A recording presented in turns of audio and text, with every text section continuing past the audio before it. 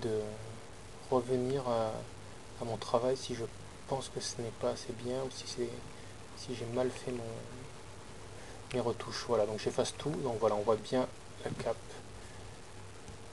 Voilà, qui rallonge, en fait, qui accentue l'épaule en fait du personnage. Et je pense que ça passe mieux. Ok, les personnages là ça va, tout ça ça va. Peut-être quelque chose, lui, il me semble bizarre, le visage de ce personnage là. Une fois inversé. Non, ça va. C'est bien accentué, peut-être un peu trop. Peut-être un peu trop déformé. Donc ce que je vais faire très rapidement, donc je fais une sélection sur le visage uniquement. J'utilise Feather, donc je sais pas comment ça se dit en français, je pense que c'est dégradé ou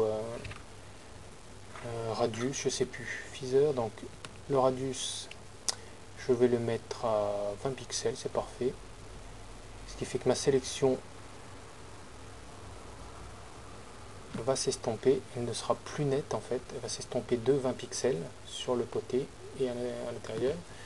Et donc ce que je fais, CTRL J, en fait je fais un copier-coller, vous voyez ici, voilà, CTRL J, c'est vraiment très très pratique quand on a une sélection. Il colle en fait directement sur le calque, il crée un calque en fait au-dessus du calque sur lequel on travaille avec la sélection, lorsqu'on a une sélection en fait. S'il n'y avait pas eu de sélection, en fait, il aurait copié directement tout le calque en fait. Donc voilà, donc j'ai mon personnage qui est sélectionné, enfin la tête de mon personnage que j'ai copié. Donc je vais utiliser la fonction distorsion en fait, qui me permet de transformer en fait ma sélection comme je le désire. Je vais peut-être pu utiliser aussi Warp, qui est très bien aussi, qui crée la fonction Warp, qui crée en fait une grille de transformation, voilà, qui me permet de transformer encore plus précisément la partie de mon image que je veux.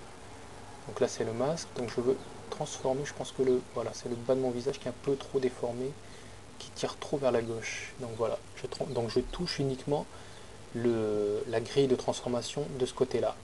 Parce qu'en fait, si vous voyez, si je tire vers là, ça, en fait, ça applique une transformation sur la partie en haut à droite de l'image. Et ce qui m'intéresse, c'est uniquement la partie gauche. Donc voilà, j'appuie sur Enter, Entrée.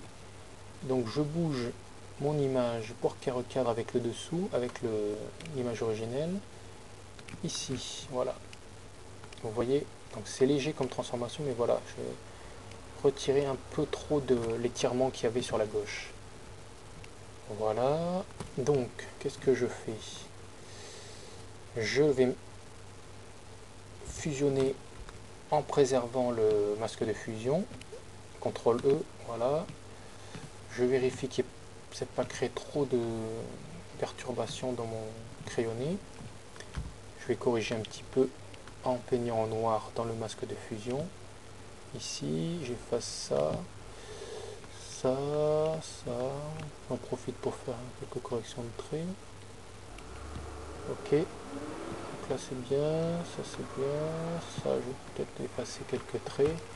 Mais bon, en fait, ces traits-là, tous les petits traits que j'efface, on les voit quasiment pas on les verra pas à l'impression, ou du moins à l'écran, lorsque je réduirai mon image.